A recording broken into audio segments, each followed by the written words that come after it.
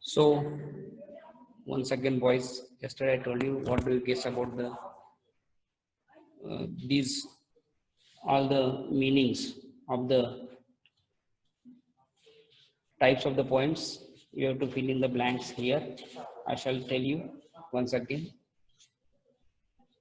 The first one is long story poem, or maybe often it is called a mythical. So yesterday I told you a mythical one.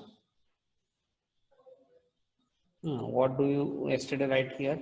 See, mythical means epic. It is called epic. Epic.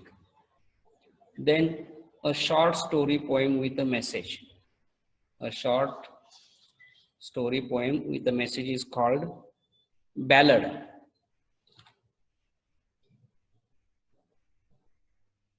Ballad.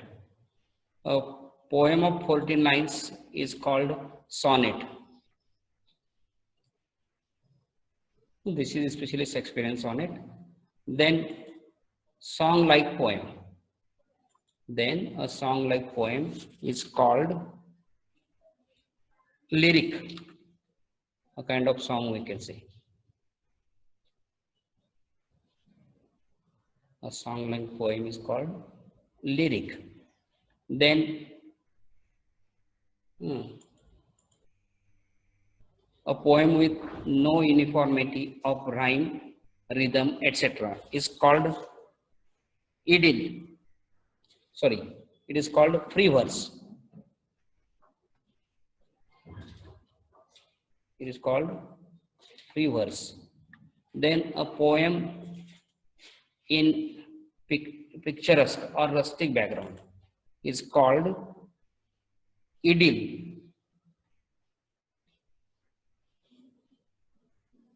It is called idyll.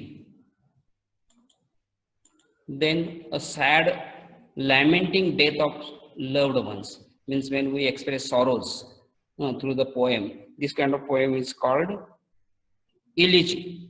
That is ELEGY. Elegy. So in this way, students, you can see that.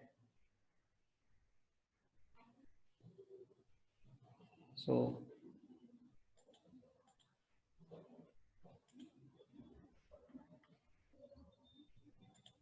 this one is there. Then you can see that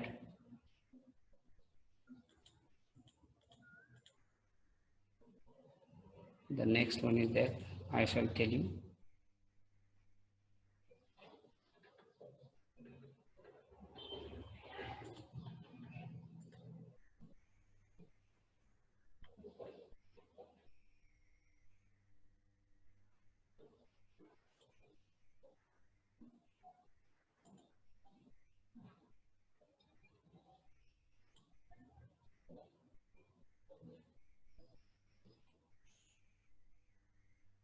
Then I shall tell you the next one.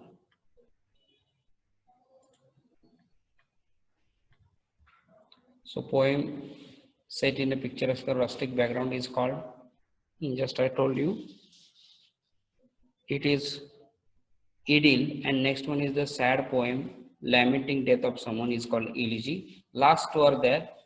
5-line short funny poem with rhyme scheme AABBA, like that. It is called a limerick. LY. It is called limerick. LIMERICK, limerick. And last one is there. A poem with just to create humor is called humorous. Spelling is there HUMOROUS, humorous. Students, you have to complete this activity on your own before starting the poem. Next, we are going to learn about the where the mind is without fear. Actual poem, and before that, there's some introduction about the writer or the poet of this poem. The famous Indian poet Rabindranath Tagore. The living period of his life was from 1861 to 1941. He was the author of Gitanjali, the greatest work in his life, which got him or made him very popular writer in India, and he received the Nobel Award for the literature with the writing of the Gitanjali. And it's profoundly sensitive poet, fresh and beautiful verse. It is known as very famous poetry collection of the Gitanjali. He became the first non-European, means rather than the European people, the first non-European to win the Nobel Prize for in literature in the 1913 with the very famous successive work of Gitanjali. He wrote that, and this poem is one of his vastly read and discussed poem. Where the Mind is Without Fear is the poem written by Tagore, very vastly read and discussed poem. It was originally composed in Bengali and later he himself translated it into English. So original poem we can find in Bengal language, Bengali, but he also himself translated it into English. This poem is from his Nobel Prize winning anthology, Gitanjali. Tagore lived during the time when India was ruled by the British. So see, the theme has come from this kind of situation. When he lived, there was a British rule was there in India. And in this poem, beside political freedom from British, Tagore also appeals to God for social, educational and economical freedom for the people of India. So he wants the freedom for the Indians, but very different kind of freedom he wants. He never wanted the freedom for Indians from the politically, no, from the political rule of the British. But very clearly it is mentioned here that rather than this political freedom, Tagore appeals to God. He prays to God that social, educational, and economic freedom for the people of India. Means socially, educationally, and economically, Indians must be very free and very respectable persons should be there. That is why, see the actual reading of the poem is there. We can see that where the mind is without fear and the head is held high, where the knowledge is free, means mind must be without fear. So fearless people must be there. There should not be any kind of fear in the mind of the people, and head is held high. Actually, some of the meanings of these phrases are given downside. You can watch and get the meanings and dictate them in the notebook to learn completely, learn by heart, because only one listening can't give you the exact meaning. So the head is held high. One phrase is downside there. Where knowledge is free means education must be reached to each and every person in the country, and that's why it must be free. It should not be very costly. It must reach to each and every common person in the country. This kind of situation should he expect. See the beginning of every line is there, where the mind is, where the knowledge is, where the world has. Means where the special word or the beginning of the line shows you a very different kind of situation. Means this kind of atmosphere must be created there. Means his country should be completely transformed into the kind of heaven. Means where means there, where there are no these conditions or present situation should not be continued. That's why the beginning of the poem is very different on where the mind is without fear, where the knowledge is free, and where the world has not been broken up into fragments. Fragments means small pieces. Means world should not be divided into small groups. Due to the many reasons are there. Just we see the caste and creeds are there. These social discriminations we see that, and poet says that or expects that this kind of fragmentation or groupism should not be there because of this caste and creeds and every other some of the concepts of the minds of the people are there. They should set them out. They should remove all these caste and creeds from their mind. So world has not been broken means whole world universe must be one as a single family. Then he says that by narrow domestic walls means world is fragmented or divided because of the narrow domestic walls. narrow domestic walls, that is mean-mindedness. Means some of the concepts in the mind, we can say that narrow domestic walls, divisions on the basis of the religion, caste, class, and color. Because of the caste, class, and color, means he is from that particular class, he is of that color, he is from the particular religion. This is the meaning of the narrow domestic walls, means particularly class, uh, then we can say the color, and some of the religions, which causes to fragment, to make the small groups of the, or divide the whole community of the people into different groups. So this narrow-mindedness should not be there. Means we should not believe in caste and creed. We all human are one on the earth. Everyone has the same structure. Everyone has the same powers. Everyone has the freedom to live in the world. So he should not be we should not discriminate among themselves. That's why poet says that this kind of situation, where the world is not fragmented because of the narrow-mindedness, narrow domestic walls, where words come out from the depth of truth. Means everyone must speak only true and true. The words must come from the bottom of the heart. No flattery, no one should deceive each other. Only the fake words that flatters the others. Where the tireless striving stretches his arms. Tireless means without getting exhausted. Continuous efforts. Striving means efforts. Stretches its arms towards the perfection. Means when we try continuously without stopping there, without getting exhausted, if we tried continuously, we should reach the perfection. So these kind of efforts must be done there. Where the clear stream of reason has not lost its way. Where the clear stream of reason that is logic, we can say, logical or brain thinking. So this kind of thinking should not have lost its way into the desert, dreary desert sand of dead habits. See what kind of composition they have, poet has made here. The tireless striving is there. It continuous efforts will make you very perfect person in this world. It will take you to the perfection. And where the clear stream means very clear thinking should not lose its way, distracted into the dreary desert sand of dead habits. I think dead habits, the meaning is given the downside on the payment. This page of page number 3. Old traditions, rituals, and customs are called dead habits. Old traditions,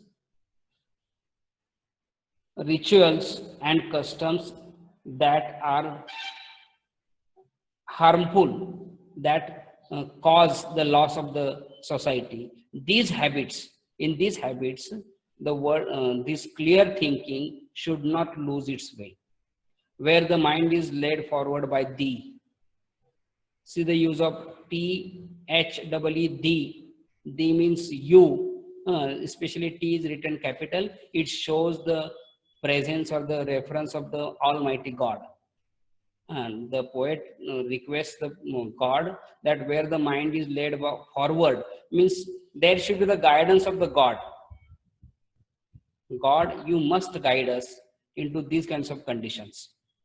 This is the prayer is there, into ever widening thought and action. Ever widening thought and action, that is forever broadening one's outlook. Means our mind must have the broad outlook always. They should not be mean-minded. We should not be mean-minded. Our broad outlook must be there, looking at the people, that everyone has the right in this world. Everyone has come to this world to live and enjoy this world.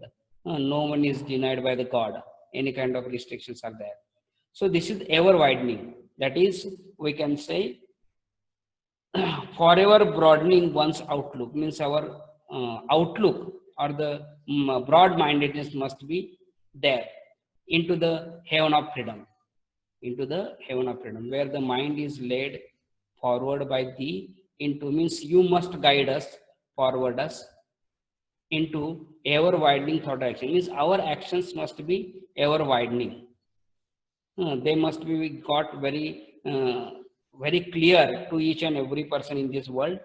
That is very broad outlook must be there. Into that heaven of freedom, my Father, that is the God, let my country away. Into that heaven of freedom. Means a poet expects that his country or our country should be awakened into that kind of heaven of freedom. Not only freedom, the heaven of the freedom. Do you know? In Marathi, especially, we can say Swarga, heaven of freedom, Swatantracha Swarga. So this kind of construction is there, or composition is done by the poet. After listening, you will get some ideas for some bold words like narrow domestic walls, tireless striving stretches its arms, dead habits, ever widening, heaven of freedom. Each and every word is dictated on the page number 3 downside to give the perfect meanings of them. So, what does the poet pray to the Almighty God? Poet prays to Almighty God that his country should awaken into the heaven of freedom. His country should awaken into the heaven of freedom. What are the reasons and dead habits compared to? See, the reasons means clear thinking. Once again, I am telling you. The reasons means clear thinking. Dead habit means here they have given old traditions, traditional rituals and customs are called dead habits, but they are compared. Reasons are compared to clear stream, clear stream of reasons means clear stream, that is clear thinking, and the habits, dead habits are compared to the dreary desert. See, before that words are there. Clear stream of reasons, that is logical thinking. So logical thinking is compared to clear stream. Stream is actually, the literal meaning of the stream is that the water flow, or we can say the brook, where the water is very clear, flowing down the rivers or something, we can say. This kind of thinking, natural flow of the thinking must be there.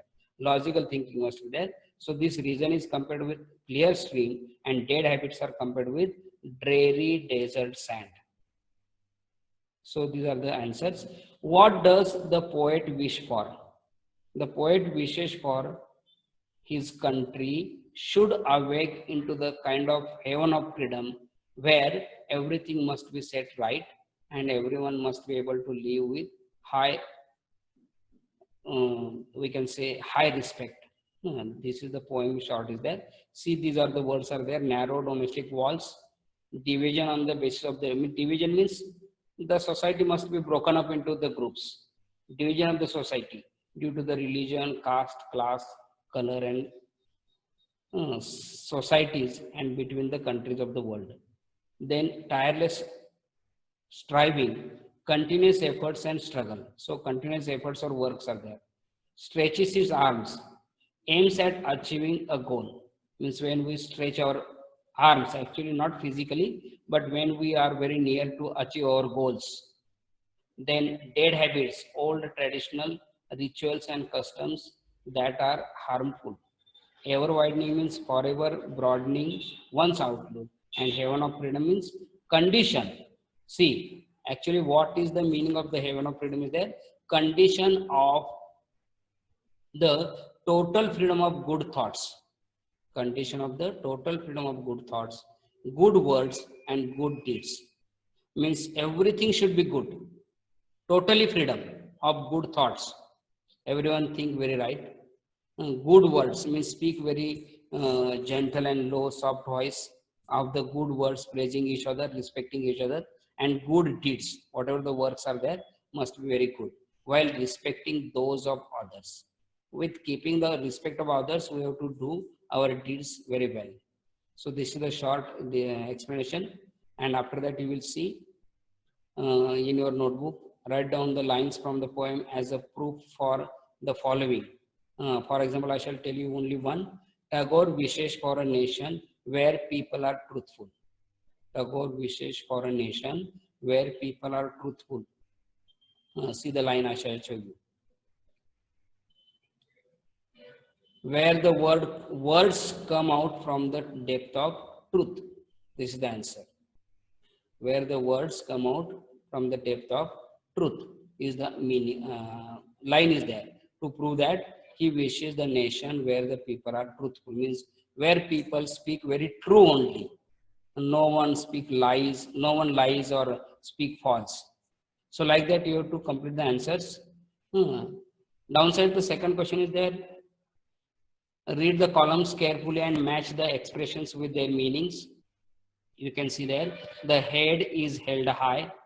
I shall tell you, the head is held high means actually a person with self-respect and proud of possessing it.